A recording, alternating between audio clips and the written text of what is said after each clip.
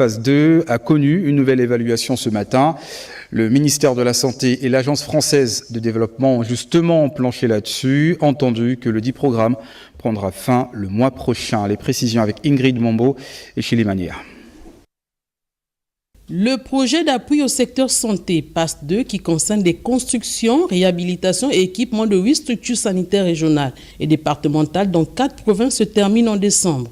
Le ministère de la Santé et l'Agence française de développement tenaient à faire une évaluation. L'évolution avant de boucler ou qui devrait nous amener à boucler le projet. C'est l'état des décaissements pour voir quel est le taux aujourd'hui d'exécution de ce projet, que ce soit au niveau des entreprises. Je crois que nous avons dépassé pour la majorité les 80% du taux d'exécution. Au niveau des décaissements, là aussi, nous sommes à peu près autour de 84%, y compris les quelques en cours.